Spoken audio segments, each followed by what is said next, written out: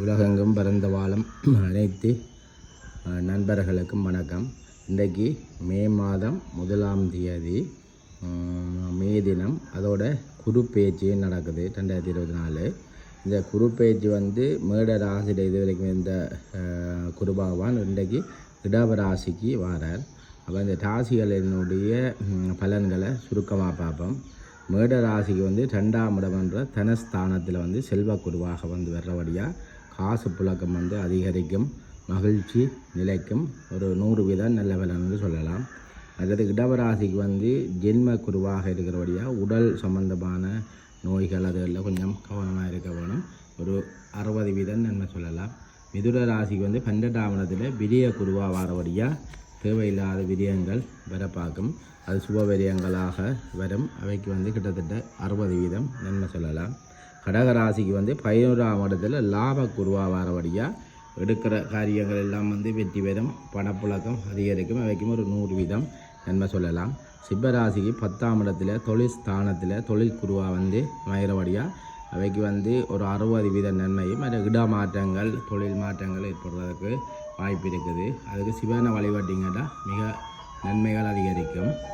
மற்றது கன்னி ராசிக்கு 9ல் பாக்கிய குருவாக அமைந்திருக்கு.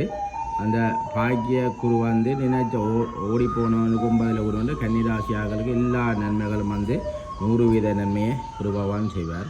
துளாராசியாக்களுக்கு 8ல் அட்டம குருவாக இருக்குது. கொஞ்சம் உடல் நலங்கள், உறவுகளுக்கு சின்ன பிரிவுகள் வரலாம். மற்றது விருச்சிக ராசிக்கு 7ஆம் இடத்துல களத்திர குருவாரபடியாக திருமணங்கள் நடக்கும், ஒரு 90% நல்லது சொல்லலாம். மற்றது தனுசு ராசிக்கு 6ஆம் இடத்துல ரணருண ரோகண ஸ்தானத்தில் வாரபடியாக கொஞ்சம் கொடுக்கல் வாங்கல்களில் கவனம் தேவை. மற்றும் போல தொழில்கள் முன்னேற்றங்கள், குருவின் பார்வை பலன் நல்லா இருக்கக்கூடிய ஒரு 80% நன்மை சொல்லலாம். மற்ற மகர ராசிக்கு வெற்றி ஸ்தானத்தில் 5ல் வாரபடியாக நினைக்கிற காரியங்கள் எல்லாம் வெற்றி பெறும். மற்றது கும்பராசிக்கு 4ஆம் இடத்துல அஸ்தாஷ்டம குரு வாரது ஒரு 60% நன்மையை தரும். மற்றது மீனராசிக்கு 3ல் முயற்சி ஸ்தானத்தில் வாரது ஒரு 80% நன்மையை தரும். இந்த குரு பேச்சு மிகவும் சிறப்பாக வரணும், மற்றது எல்லாம் நல்லதாக நடக்கணும் என்றால் சிவபெருமான வழிபாடு செய்து கொண்டு வாங்குவோம். நிச்சயம் எல்லாம் விதியெல்லாம் மாற்றி 100% நன்மை பெறுறதுக்கு சிவன் வழிவகுக்கும்.